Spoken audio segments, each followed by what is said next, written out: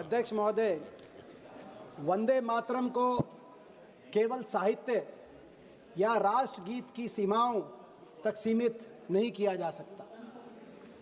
वंदे मातरम उस महान राष्ट्रीय आंदोलन का उद्घोष है जिस आंदोलन में धर्म, जाति और प्रांत की सीमाओं को लांघकर जिस गीत ने देश को एक सूत्र में बांधने का काम किया था। भारतीय राष्ट्रवाद, आज़ादी की लड़ाई और भारतीयता के आध्यात्मिक इतिहास में वंदे मातरम का स्थान अद्वितीय है। आज भी जब हम ये गीत गाते हैं तो इस गीत के एक एक अक्षर में हमें देश की मिट्टी की सुगंध आती है। हमें इस गीत के एक एक अक्षर में लाखों शहीदों की तस्वीर दिखाई देती है। हमें इस गीत के एक एक अक्षर में स्वतंत्रता संग्राम की आवाज़ सुनाई देती है और इस गीत के एक एक अक्षर में आज़ाद भारत के पिछले 75 साल की गौरव गाथा की गूंज भी सुनाई देती है और भारतवर्ष के स्वर्णिम भविष्य के सपने भी संजोए जाते हैं। वंदे मातरम एक गीत ही नहीं, ये भारत की राष्ट्रीय चेतना जगाने का एक महामंत्र था और इस महामंत्र को देने वाले बंकिम चंद्र चट्टोपाध्याय जी को इसीलिए ऋषि कहा गया है। मैं उनको महर्षि भी कहूँगा। और आज वंदे मातरम देने के 150वीं वर्षगांठ पर मैं ये मांग करूँगा सरकार से कि इसको देने वाले महर्षि, जिनको प्रियंका जी ने महाकवि भी कहा, बंकिम बाबू की प्रतिमा संसद के लोकतंत्र के इस मंदिर संसद में स्थापित की जाए। सरकार इस पे प्रस्ताव लाए, उसका हम समर्थन करेंगे। मैं साथ में ये भी कहूँगा कि वंदे मातरम का भाव समझते हुए सरकार एक प्रस्ताव और एक संकल्प ये भी लाए कि ये गीत जो भारत की एकता का सूत्रधार था, उस गीत को, उस एकता को खंडित करने के स्रोत के रूप में उस गीत का दुरुपयोग ना किया जाए। मैं सरकार से मांग करता हूं। वंदे मातरम के 150 साल का अपना वंदे मातरम का एक सफर रहा। 1875 में बंकिम बाबू की कलम से अंकित यह गीत 1896 में गुरुदेव रविंद्रनाथ टैगोर जी द्वारा अखिल भारतीय कांग्रेस कमेटी के कलकत्ता अधिवेशन में पहली बार इसका गायन हुआ। इसी के साथ और तब से और आज तक 125 साल तक इस गीत का निरंतर गायन कांग्रेस पार्टी के अधिवेशनों में और कार्यक्रमों में चलने की परंपरा शुरू हुई, जो आज तक वो परंपरा कायम। 1905 में जब अंग्रेज ने, लॉर्ड कर्जन ने बंगाल को सांप्रदायिक आधार पर बंगाल के 2 टुकड़े करने का प्रस्ताव दिया, तो बंगाल में हर धर्म का, हर मजहब, हर जाति के लोग एक साथ वंदे मातरम इस गीत के गान के साथ खड़े हुए और बंग भंग के विरोध में आंदोलन हुआ, जिस आंदोलन की अगुवाई भारतीय राष्ट्रीय कांग्रेस के सुरेंद्रनाथ बनर्जी, लाल बाल पाल जैसे महान कांग्रेस के नेताओं ने जिस आंदोलन की अगुवाई की। उसके बाद 1907 में देश के दूसरे कोने अविभाजित पंजाब, जो पंजाब हिंदू कुश की पर्वत से और जमुना के तट तक जिस परिवार पंजाब का आकार था, जब उस पंजाब में अंग्रेज की गाज पंजाब के किसान के अधिकारों पे पड़ी तो पगड़ी समाल जट्टा आंदोलन पंजाब में हुआ। जिस पगड़ी समाल जट्टा आंदोलन में पंजाब के एक एक गांव में वंदे मातरम की गूंज फिर सुनाई दी। अंग्रेजों ने बहुत यातनाएं उस आंदोलनकारियों पर ढाई और उस आंदोलन में शहीद भगत सिंह जी के चाचा सरदार अजीत सिंह जी और मेरे स्वयं के परदादा चौधरी मातूराम हुड्डा जी को उस समय काले पानी की सजा अंग्रेजों ने सुलाने का कार्य किया। 1907 के बाद 1908 में खुदीराम बोस जैसे क्रांतिकारी नौजवान ने वंदे मातरम का नारा देते हुए फांसी के फंदे को चूमने का कार्य किया। तो उसके बाद देश के 2 कोनों में, 2 केंद्रों में, लाहौर से लाला लाजपत राय और कलकत्ता से श्री अरबिंदो ने वंदे मातरम नाम से प्रकाशन शुरू किए, जिसने राष्ट्रीय चेतना को जगाने का कार्य किया। 1921 में महात्मा गांधी ने जब 1921 में असहयोग आंदोलन का बिगुल बजाया तो देश में लाखों कांग्रेसी वंदे मातरम का नारा देते देते अंग्रेजों की जेलों में गए। धीरे धीरे ये भारतीय राष्ट्रीय कांग्रेस के कार्यक्रमों में गायन करने वाला एक गीत नहीं, देश की आवाज बन चुका था। गांधी जी ने इस गीत के बारे में क्या कहा, मैं पढ़ के बताना चाहूंगा। गांधी जी ने 1915 में लिखा, जब मैं छोटा था मुझे आनंद मठ या उसके अमर लेखक बंकिम के बारे में कुछ नहीं पता था, तब भी वंदे मातरम ने मुझे प्रभावित किया था और जब मैंने इसको पहली बार सुना तो इसने मुझे मंत्रमुग्ध कर दिया था। मैं इसमें सबसे पवित्र राष्ट्रवाद की भावना को पाता हूं। इसी प्रकार से जब पंडित जवाहरलाल नेहरू 1929 में भारतीय राष्ट्रीय कांग्रेस के अध्यक्ष चयनित हुए तो 29 के कांग्रेस के अधिवेशन में उन्होंने अपना भाषण का समापन वंदे मातरम के गायन से किया और उन्होंने चिट्ठी लिखी अधिवेशन की आयोजन समिति को कि हर अधिवेशन का प्रारंभ वंदे मातरम के गीत से किया जाए। 1937 की बहुत बातें हुई।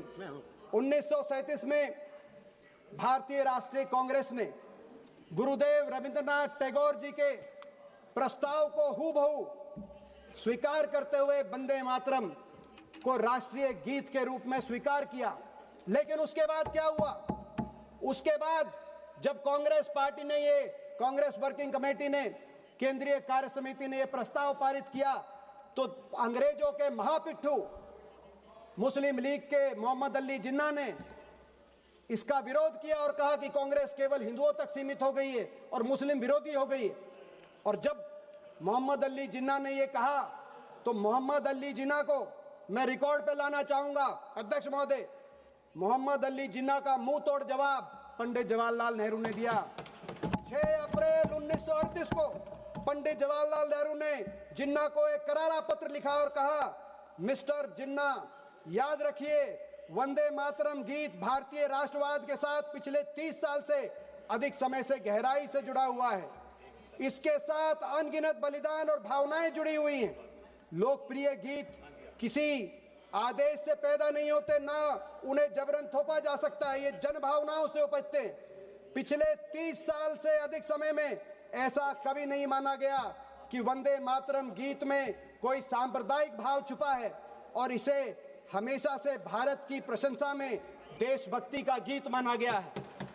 पंडित जी ने लिखा, जब जिन्ना, अंग्रेजों के महापिट्ठू जिन्ना वंदे मातरम का विरोध कर रहे थे और कांग्रेस और पंडित नेहरू उस विरोध का करारा जवाब दे रहे थे, तो कुछ ऐसे भी संगठन थे जो सत्ताधारी दल से जुड़े हुए हैं, जो अपना गीत गा रहे थे। उन्होंने जिन्ना के इस विरोध के बारे में उस समय कुछ ऐसा नहीं कहा जो रिकॉर्ड में हो। यही नहीं, 1947 देश की आजादी 14-15 की मध्य रात्रि जब भारत स्वतंत्र हो रहा था, आजादी की पहली सांस हिंदुस्तान लेने जा रहा था, तो पंडित नेहरू ने संविधान सभा के अध्यक्ष डॉक्टर राजेंद्र प्रसाद जी को एक पत्र लिखा और उस पत्र में उस कार्यक्रम की रूपरेखा को प्रस्तावित किया जो आजादी का पहला महोत्सव मध्य रात्रि को बनाया जा रहा था। और उस पत्र में यह लिखा कि मैं आग्रह करता हूं कि उस कार्यक्रम का प्रारंभ वंदे मातरम के गायन से हो, और ऐसा ही हुआ। अंततः देश की आजादी के बाद 1950 में संविधान सभा ने इसको राष्ट्रगीत के रूप में अपनाया और खूबसूरती ये थी उस संविधान सभा में सरदार पटेल, मौलाना आजाद, डॉक्टर राजेंद्र प्रसाद, पंडित जवाहरलाल नेहरू, बाबा साहब भीमराव अंबेडकर, मेरे स्वर्गीय दादाजी चौधरी रणवीर सिंह हुड्डा और श्यामा प्रसाद मुखर्जी भी शामिल थे। सबने एक मत से, एक स्वर में इसको अपना राष्ट्रगीत माना। किसी ने 284 सदस्यों में से एक ने भी कोई आपत्ति नहीं करी, एक ने भी कोई संशोधन किसी एक अक्षर पे नहीं किया। राष्ट्रगीत के रूप में एक एकता के भाव से हमें अपनाया। देश की आजादी में असंख्य लोगों ने वंदे मातरम बोलते बोलते अपने प्राणों की आहुति दी। असंख्य लोगों ने अंग्रेजों की यातनाएं सही, जेल के दर्शन किए, मुझे भी गर्व है अध्यक्ष महोदय इस बात पर कि मैं कैसे परिवार से हूं जिसकी 2 पीढ़ियों ने उस आजादी के आंदोलन में कुर्बानियां दी।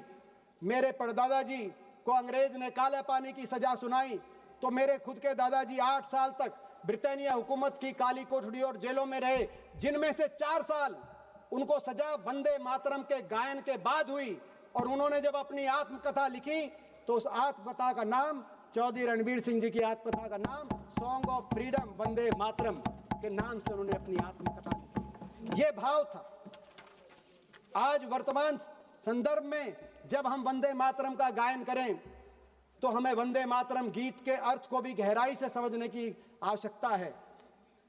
वंदे मातरम गीत की आत्मा में भारतीय संस्कृति की आध्यात्मिक प्रतीक भारत मां।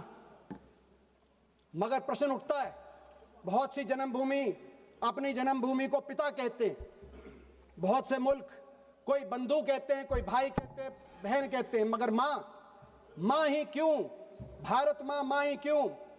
क्योंकि मां जननी है, मां पालनहारी है। भारत की संस्कृति में मां ही करुणामयी है। मां ही है जो चाहती है उसकी हर संतान फले फूले, खुश रहे, हर संतान को वरदान मिले, हर संतान के प्रति करुणा हो, जैसे कि इस गीत के आगे के अक्षरों में कहा गया है। और मां ही है जिसके लिए हर संतान बराबर है। राजनाथ सिंह जी ने कहा कि मां के, भारत मां के लिए जनगण मन और वंदे मातरम बराबर है, मगर मां ही है जिसके लिए हर संतान बराबर है। संतान में भेद नहीं हो सकता, चाहे वो संतान किसी धर्म की है, चाहे वो किसी जाति की है, किसी भाषा की है। ये उन्होंने नहीं कहा। वो मां ही है, वो मां ही है जो हमेशा ये चाहती है कि उनकी संतान आपस में प्यार से रहें, मोहब्बत से रहें, आपस में संतान में लड़ाई ना हो, झगड़ा ना हो। और इसीलिए भी मां, क्योंकि हर संतान के लिए भी मां से बढ़कर कुछ नहीं। मातृभक्ति का भाव हर संतान के दिल में पवित्र होता है। कोई संतान ये नहीं कह सकती कि मुझे मां से ज्यादा प्यार है और तुझे मां से कम प्यार है। इसीलिए दूसरों की देशभक्ति करने पे प्रश्न चिन्ह लगाने वाले सच्चे देशभक्त नहीं हो सकते। और मां ही क्यों? क्योंकि हमारी सृष्टि में और हमारे संस्कारों में मां से बड़ा कोई नहीं हो सकता। मां से बड़ा कोई व्यक्ति नहीं हो सकता, मां से बड़ा कोई संगठन नहीं हो सकता, मां से बड़ी कोई सरकार नहीं हो सकती, मां से बड़ी कोई विचारधारा नहीं हो सकती, और मां से बड़ा कुछ नहीं हो सकता। और भारत मां से बड़ा तो कुछ भी नहीं हो सकता। ये हमारे संस्कार। मां क्यों? क्योंकि मां कभी राजनीति में कोई सच्चा मातृभक्त अपनी मां को अपनी राजनीति का हथियार नहीं बना सकता। इसीलिए मां, वो मातृभक्ति क्या जो राजनीति में अपनी मां को घसीटे। आज मैं देखता हूं तो दुख होता है जब मातृभक्ति की आड़ में वोट भक्ति की लालच दिखाई देती है। आज मैं देखता हूं तो दुख होता है जब राष्ट्रवाद को वोटवाद के लिए प्रयोग करने के प्रयास होते हैं। मातृभक्ति पवित्र होनी चाहिए। अपनी राजनीतिक शक्ति बटोरने के लिए मातृभक्ति का प्रयोग नहीं होना चाहिए। वंदे मातरम, कुछ लोग वंदे मातरम से ज्यादा वंदे मातरम का उच्चारण वंदे वोटरम के लिए करते हैं और कर रहे हैं। आज ये देख रहा है देश। मां इसीलिए भी कि विभिन्नताओं और अनेकताओं से भरा ये देश, इस देश को अगर एकता के एक भाव में कोई कुछ पिरो सकता था तो अपनी माता के लिए जो भाव उत्पन्न हुआ वो पिरो सकता था। और यही कारण था कि आजादी के आंदोलन में देश एक हुआ। अंग्रेजों के फूट डालो, राज करो, डिवाइड एंड रूल, जाति धर्म के आधार पर देश के समाज को तोड़ो और भारत मां को गुलामी की जंजीरों में जकड़े रहो। अंग्रेजों की उस रणनीति को देश ने एक होकर विफल किया। ये एकता का भाव, और यही एकता का भाव बंगाल में भंग के विरोध में जो आंदोलन हुआ उसमें दिखा। और यही एकता का भाव 1950 में जब संविधान सभा ने एक स्वर से, एक मत से सबने इसको राष्ट्रगीत के रूप में चुना, यही एकता का भाव दिखा। भारत मां के प्रति जो भाव था और कैसे उसमें सब एक सूत्र में बंधे चले गए। मैं एक उदाहरण देना चाहता हूं अध्यक्ष महोदय।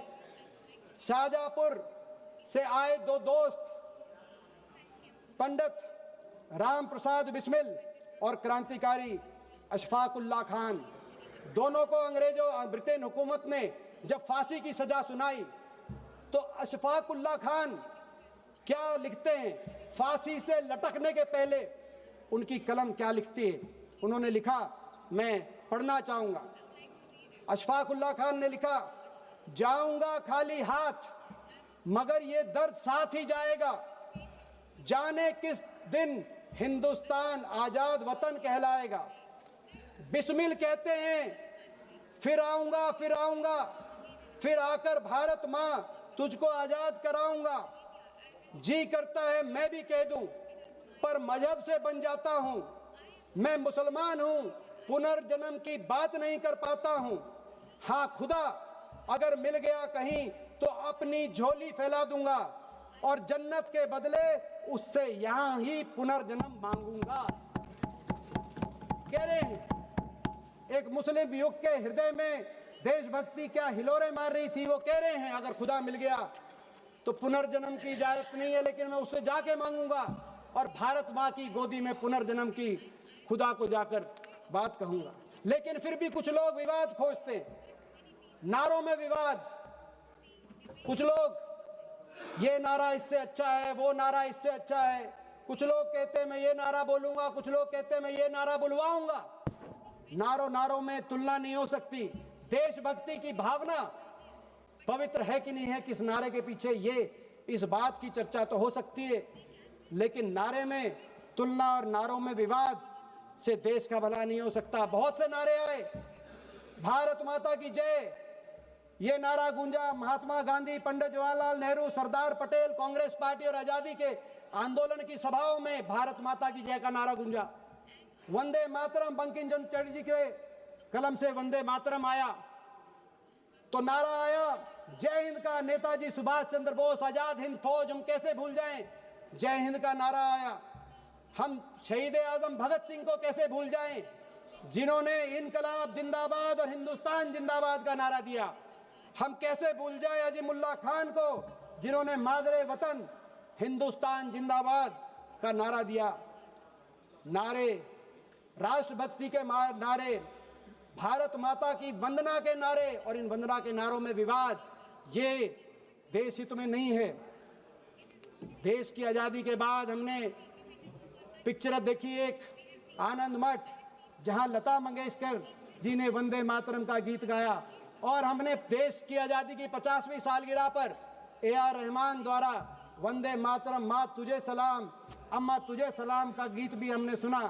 कुछ लोग हैं जो इन गीतों के पीछे शब्दों को पकड़ते हैं, लेकिन असली राष्ट्रभक्त वो है जो इनके पीछे सच्ची राष्ट्रभक्ति है कि नहीं है, उस बात को समझने का प्रयत्न करते हैं। अपने दिल में जो राष्ट्रभक्ति का भाव है उसमें पवित्रता लाने का की तप करना, यही मैं समझता हूं कि आज सार्थक बात होगी। देश की आजादी के आंदोलन में जब स्वतंत्रता सेनानी वंदे मातरम का नारा देते थे, पवित्र भाव के साथ देते थे, क्योंकि उस समय वंदे मातरम बोलने पर जेल की चोट मिलती थी, चुनाव की वोट नहीं मिलती थी। आज उस भाव को याद करने की जरूरत है।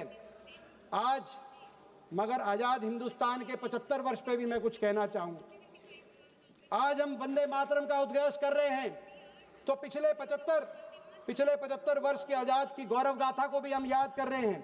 वंदे मातरम, क्योंकि पिछले 75 वर्ष में हम भारत मां की संतानों ने विंस्टन चर्चिल जैसे उन लोगों को गलत साबित किया जो कहते थे हिंदुस्तान में इतनी अनेकताएं हैं कि टुकड़े टुकड़े हो जाएगा, देश एक नहीं रहेगा।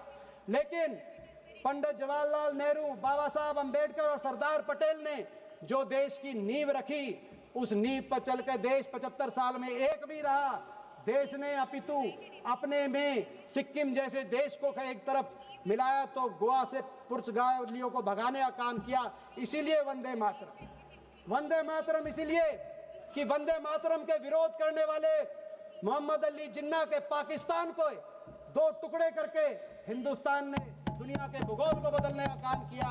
इसीलिए वंदे मातरम इसीलिए आज विश्व की सबसे बड़ी लोकतंत्र अगर कहीं है आज तक के इतिहास में तो भारतवर्ष है। इसीलिए वंदे मातरम देश दुनिया की तीसरी सबसे बड़ी अर्थव्यवस्था। वंदे मातरम देश आजादी के समय 30 करोड़ देशवासियों को बाहर से अनाज आयात करके पेट भरना पड़ता था। उस देश के किसान ने आज 140 करोड़ देशवासियों का पेट भी भरने का काम किया, हमारे गोदामों को भरने का भी काम किया है। इसीलिए वंदे मातरम इसीलिए देश की फौज, जय हिंद की सेना जो दुनिया की सर्वश्रेष्ठ सेना है, उस सेना ने कभी भारत माता का शीश झुकने नहीं दिया।